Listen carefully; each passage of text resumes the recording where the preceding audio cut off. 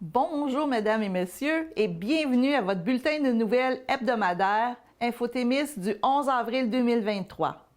Ici Lorraine McLean, votre lectrice pour aujourd'hui. Il me fait plaisir d'être avec vous pour vous informer de l'actualité témiscamienne. Alors cette semaine à Infotémis, nous avons Témiscamingue First Nation dévoile les artefacts trouvés à Fort-Témiscamingue. La municipalité de Figerville va de l'avant avec son projet d'assainissement des eaux. La sommelière Anaïs Flébus reçoit une bourse importante. L'aérogare de Rouyn-Noranda reçoit une distinction internationale. Le barrage-pont de Témiscamingue sera reconstruit. Hydro-Québec investit près de 150 millions dans ses centrales de Rapide 2 et de Rapide 7.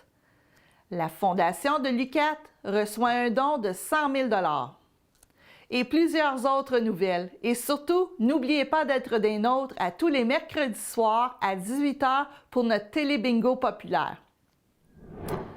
Témiscamingue First Nation et Parc Canada vous invitent à une présentation d'artefacts inédits, plus de 50 artefacts autochtones inédits provenant du lieu historique d'Obadjidwan, Fort-Témiscamingue, comme des perles et des cônes clinquants, conservés depuis des années dans les installations de la collection nationale de Parc Canada, des villes de Québec et d'Ottawa, seront en exposition 2 jours seulement. Au programme, présentation d'objets uniques et d'échanges avec un expert des collections et de l'archéologie de Parc Canada, récits avec des membres de la Témiscamingue First Nation, repas traditionnels et musique. Tout est gratuit. Cette exposition aura lieu au gymnase de l'école Keewatin sur la réserve Témiscamingue First Nation, jeudi 13 avril de 17 h à 20 h. Cet événement destiné au grand public est une initiative du comité fiduciaire gestionnaire du lieu historique d'Obadjouan, Fort-Témiscamingue en gouvernance partagée. Le comité est composé de membres de l'Obadjouan Corporation et des représentants du milieu touristique et culturel témiscamien de Parc Canada. Alors, pour réserver votre place, composez le 819-723-2019. La municipalité de Figerville organisait une assemblée publique lundi soir dernier au centre Mont-Carmel pour présenter son projet de traitement des eaux usées. La municipalité n'a pas de système de traitement des eaux usées domestiques dont le déversement se fait déjà dans un cours d'eau. On a un réseau, par contre, ça s'en va de façon naturelle dans le cours d'eau, explique la directrice générale Claudette Lachance.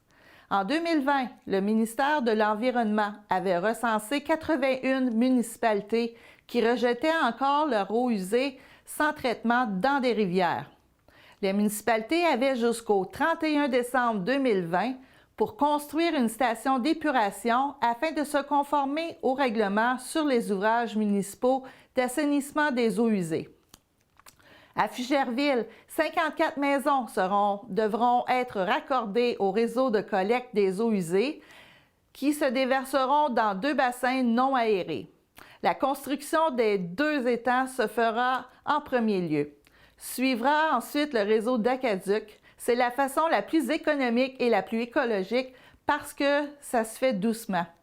On vide les bassins quand le niveau d'eau est au plus haut. C'est la formule que les ingénieurs nous ont proposée et qui était plus intéressante pour nous, ajoute Claudette Lachance. Le plus désagréable pour certains citoyens, c'est qu'il va falloir enlever leur connexion d'eau de pluie, l'eau du toit. Il va falloir qu'ils soient déconnectés du réseau. Les drains des sous-sols aussi, ajoute-t-elle. Ce projet devrait coûter plusieurs millions de dollars, dont 95 % seront assumés par le gouvernement, explique Mme Lachance. Les étangs seront situés à environ 500 mètres du village. C'est le seul endroit qui a été ciblé qui peut nous permettre d'installer ces étangs-là. Il fallait vraiment avoir un cours d'eau pour être capable de vider nos étangs. Selon les études, c'est le seul endroit où on peut les installer. Mais nous, on prévoit que les conséquences seront minimes sur le village, assure la directrice générale. Un appel d'offres sera lancé prochainement. Le début des travaux est prévu en 2024.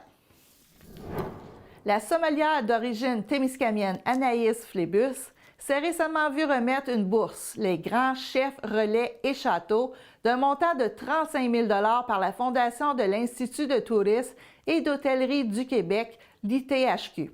Cette bourse lui permettra de parfaire ses connaissances et son savoir-faire à l'international dans un ou plusieurs établissements relais et châteaux, une association d'hôtels de luxe et de restaurants gourmets à travers le monde, ainsi que dans d'autres établissements prestigieux. Chaque année, un maximum de 5 bourses les grands chefs relais et châteaux est remis. Pour être considérés, les candidats doivent, entre autres, être diplômés d'un programme de l'ITHQ depuis moins de 5 ans dans un programme régulier de l'établissement, posséder au moins une année d'expérience en continu depuis l'obtention de leur diplôme et être reconnus pour leurs compétences ou leurs réalisations exceptionnelles dans l'industrie. Bien que les détails quant aux endroits où Mme Flébus ira se perfectionner ne soient pas confirmés, elle considère des établissements de Seattle aux États-Unis et de l'île de la Réunion en France. Elle souhaite aussi poursuivre sa formation de sommelière avec le Court of Masters Sommelier en obtenant la certification au niveau Advanced. Pour le moment, Anaïs Flébus est employée au restaurant Beba à Montréal. On y sert un menu inspiré des cultures espagnoles et italiennes qui se sont installées en Argentine. Elle signe également la chronique vin pour le Reflet Témiscamien depuis le mois de janvier. L'aérogare de Rouyn-Noranda, inaugurée l'été dernier après 5 ans de travaux, remporte un prix international pour l'excellence de sa conception architecturale. Dans le cadre de la 39e édition des prix d'excellence en conception structurale et en construction en bois, le Conseil canadien du bois a décerné un prix Citation au projet conçu par un consortium composé des firmes Évoque et Arcade. Dans le cadre du concours, 181 candidatures provenant de 25 pays ont été déposées et seuls 24 lauréats ont été sélectionnés. L'aérogare régional de Rouyn-Noranda figure ainsi parmi un groupe de lauréats provenant d'Espagne, d'Écosse, des États-Unis et de la Tchéquie.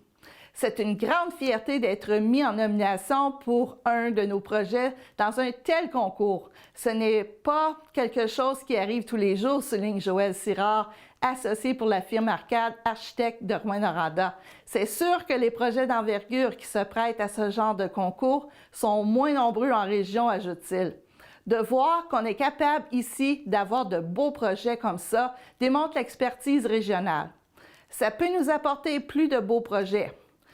Pour vous donner un aperçu de cette superbe réalisation, je vous invite à regarder la vidéo tournée lors de l'inauguration de l'aérogare.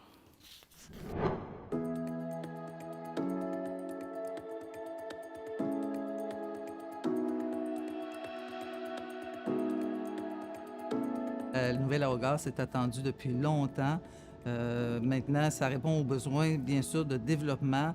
On l'a dit, ça fait partie aussi de notre plan de développement économique que l'aéroport, c'est un outil essentiel au développement des régions, tant économiques que touristiques.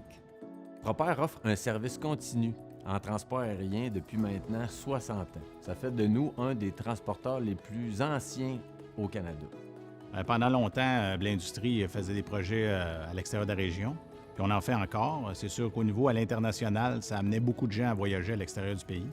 Puis le fait d'avoir un aéroport ici permettait aux gens de la région d'aller travailler à l'extérieur. Fait que ça facilitait le déplacement. Puis pour nous, bien, ça nous permettait d'avoir une place d'affaires où la main-d'œuvre est proche du bureau, puis on est capable d'être proche du chantier en même temps grâce à l'aéroport. C'est une fierté pour Propère de pouvoir accueillir les clients dans ce beau bâtiment-là. Il y a plusieurs éléments qui vont être bonifiés grâce à cet aéroport. D'abord, au niveau de la place, au niveau de l'espace. On a quand même plusieurs vols par jour, donc parfois ça crée un peu de confusion. Au niveau de la sécurité aussi, donc là, ça permet, avec toutes les normes qu'on a vues ces derniers temps, ça permet de garder une certaine distanciation qu'on n'aurait pas pu avoir dans l'ancien aéroport. Donc on aurait dû rester dehors dans des cas comme ça. Donc aujourd'hui, vraiment, ça va répondre à nos besoins. Puis il y a tous les à côté. On sait qu'il va y avoir des salles de travail, on sait qu'il va y avoir des systèmes pour avoir un peu d'alimentation. Donc pour la qualité des employés qui doivent attendre entre deux correspondances, ça c'est vraiment très intéressant. Quand tu arrives dans un aéroport, tu arrives à un lieu, c'est la première image que tu as d'une ville. Puis on faisait, disons qu'on n'était pas, on roulait pas sur l'or dans le passé ou sur le cuivre pour parler de l'aéroport. Tandis que maintenant, avec l'aéroport que je vois là, écoute, ça donne tout un coup d'œil. Puis je trouve que c'est un aéroport qui va être à la hauteur de la ville qu'on est. L'espace, la disponibilité, le grand stationnement, ça aussi c'était un élément qui était parfois un peu décrié. Donc les gens voyagent quand même beaucoup chez Hydro-Québec. On a quand même plusieurs vols par semaine, 14 vols par semaine ici à Rouyn-Noranda. Donc c'est quand même quelque chose qui est important que quand ils voyagent pour nous, ils soient dans des bonnes conditions, dans des bonnes installations et c'est ce qu'ils vont avoir ici à Rouyn-Noranda. Alors, l'inauguration de notre nouvel aérogare, c'est vraiment un grand moment pour la ville de Rouyn-Noranda.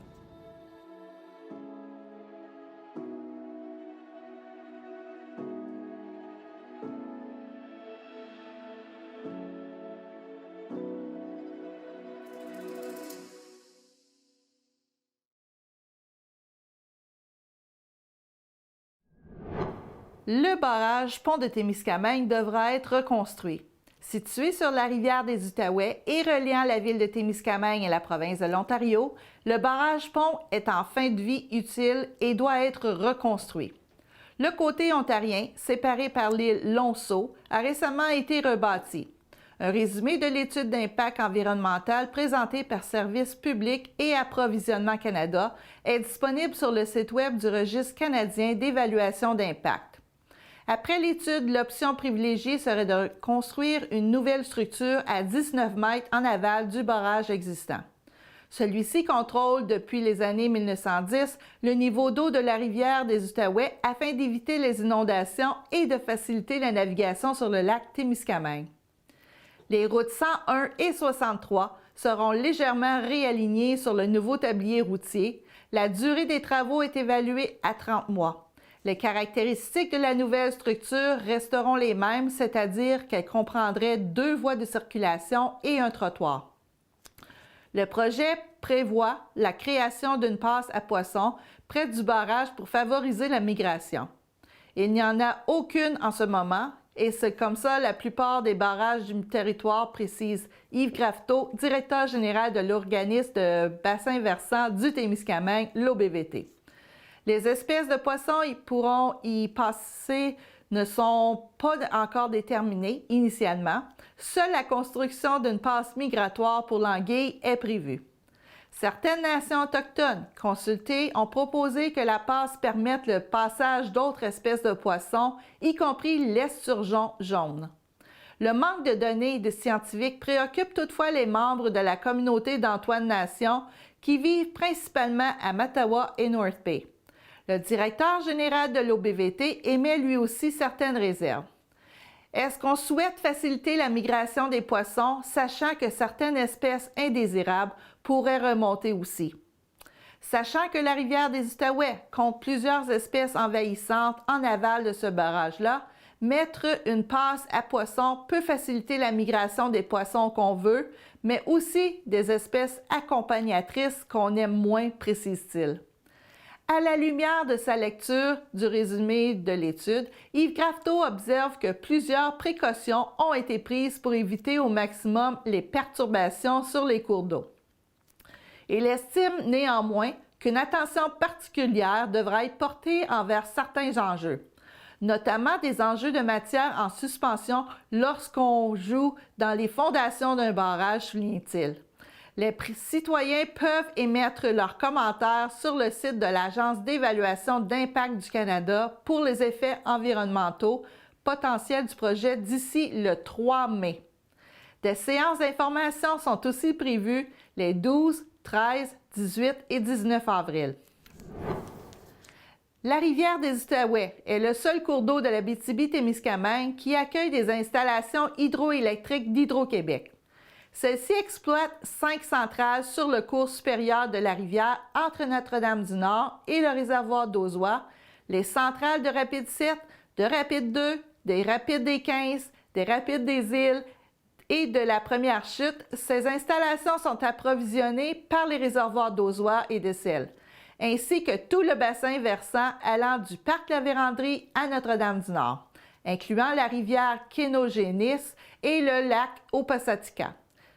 La dénivellation entre le réservoir d'Auzois et le lac Témiscamingue se situe aux alentours de 150 mètres et constitue un potentiel hydroélectrique important pour Hydro-Québec. Ces 5 centrales d'Hydro-Québec en Abitibi-Témiscamingue fournissent 50 de l'approvisionnement nécessaire en électricité de la région, alors que l'autre moitié provient des barrages de la baie James. Hydroélectrique n'est pas le seul exploitant des réservoirs et des centrales dans la région. En effet, la gestion des niveaux et des débits de la rivière des Outaouais est le fruit d'une collaboration entre partenaires. Comme le ministère de l'Environnement, le ministère des Richesses naturelles et Hydro-Québec, l'action concertée de tous ces intervenants permet de limiter efficacement les impacts des crues printanières. La construction du réservoir d'Auzois en 1948 a réduit d'environ 50 les apports d'eau à la pointe de la crue printanière dans le secteur de Rapide 2 et Rapide 7. Hydro-Québec retient l'eau de la partie nord du bassin versant de la mi-mars à la mi-mai, principalement dans le réservoir d'Auzois. Celui-ci est suffisamment grand pour permettre la fermeture de l'ouvrage de déversement pendant plusieurs semaines. Le réservoir de sel, bien qu'il arrive au second rang des retenues d'Hydro-Québec dans la région, est beaucoup plus petit. Il permet de réduire légèrement les apports de la crue printanière pour une durée limitée. À Rapide 7, Hydro-Québec investit 60 millions de dollars dans sa centrale de Rapide 7.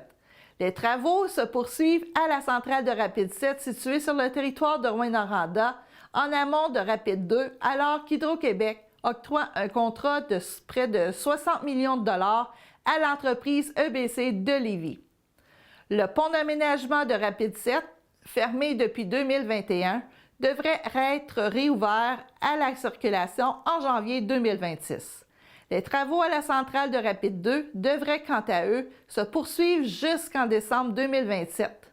Sylviane Legault, conseillère en relation avec le milieu chez Hydro-Québec, rappelle que les travaux à la centrale de Rapide 7 comprennent la réparation des structures en béton de l'évacuateur de crue.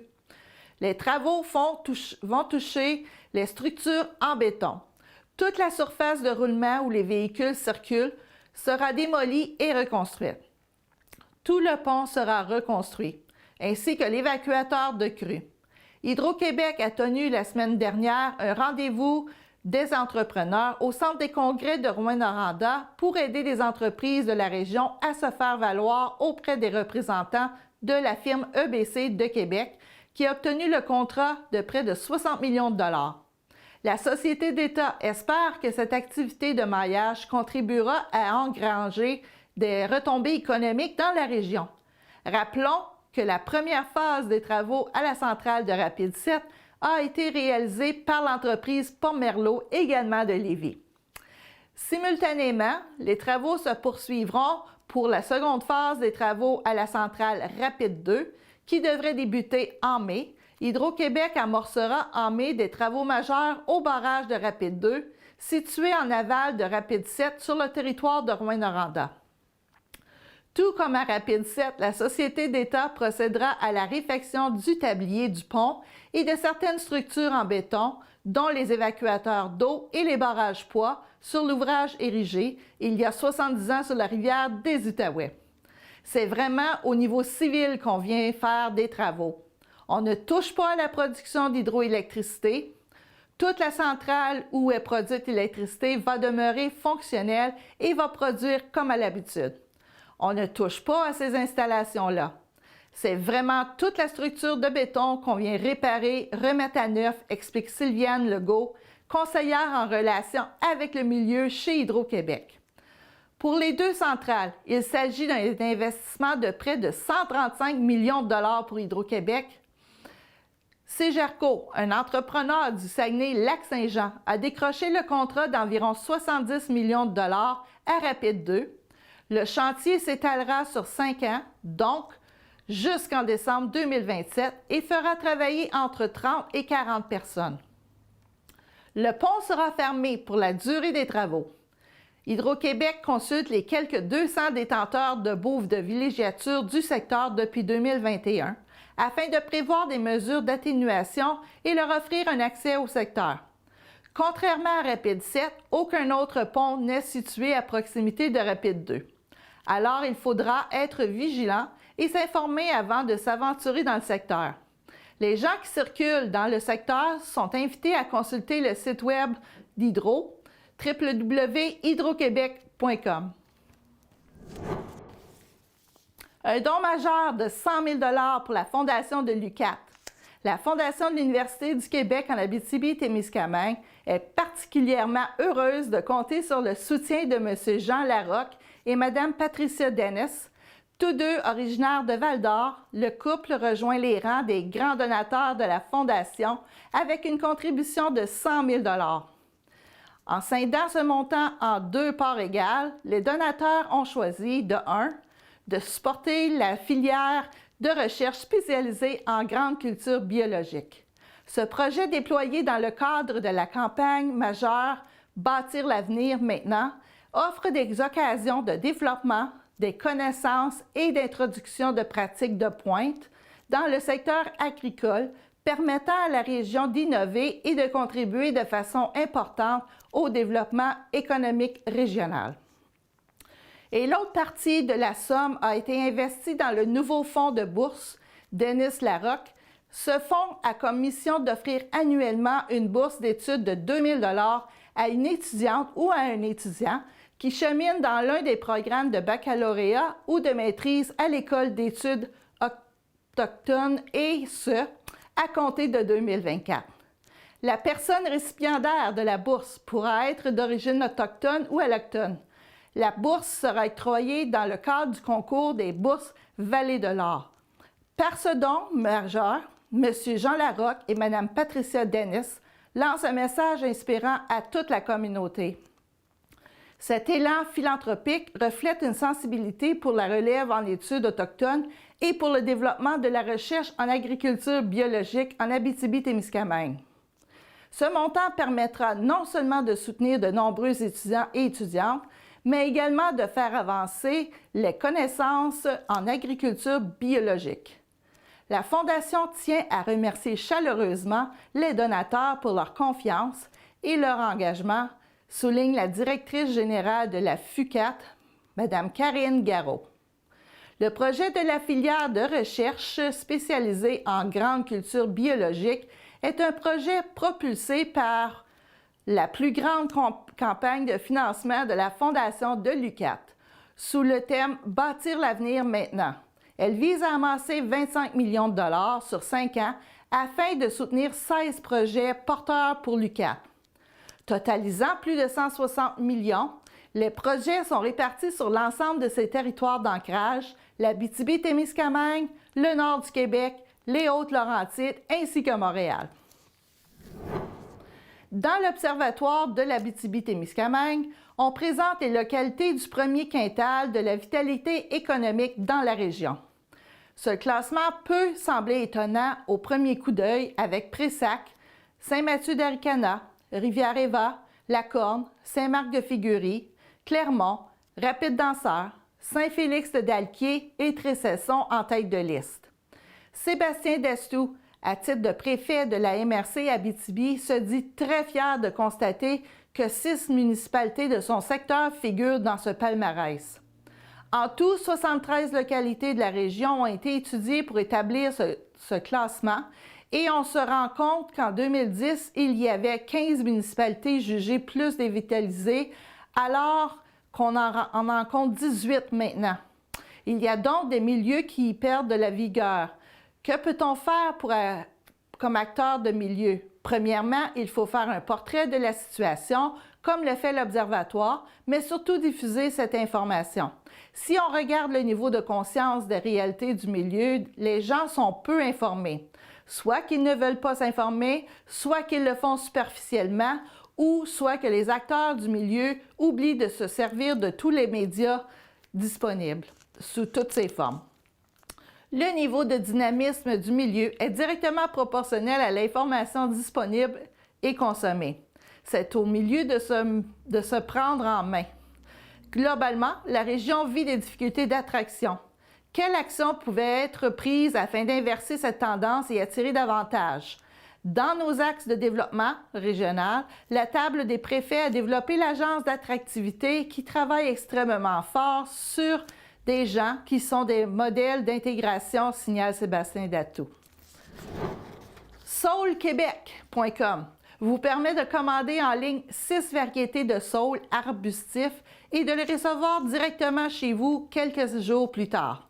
Que ce soit pour l'effet d'un aménagement paysager intéressant, pour la délimitation de grands terrains, la création d'écrans végétaux, l'embellissement de l'espace, la production de biomasse, le reverdissement des berges, la construction de haies, brisements ou de murs anti-bruit, le saule est l'espèce toute désignée pour vous. De plus, vous contribuez à réduire les gaz à effet de serre. Le saule est, en plus d'être esthétique et peu coûteux, comparativement aux haies de cèdre ou autres espèces dispendieuses, ne requiert pas beaucoup de soins. Le saule arbustif a une croissance extrêmement rapide et peut atteindre jusqu'à 2 mètres dès la première année. Il n'a jamais été aussi facile et abordable de vous en procurer grâce à saulquebec.com. Alors voilà, c'est ce qui termine votre bulletin de nouvelles pour cette semaine. Je vous souhaite de passer une excellente semaine sur les ondes de TVT Miss. Ici Lorraine McLean, à la prochaine!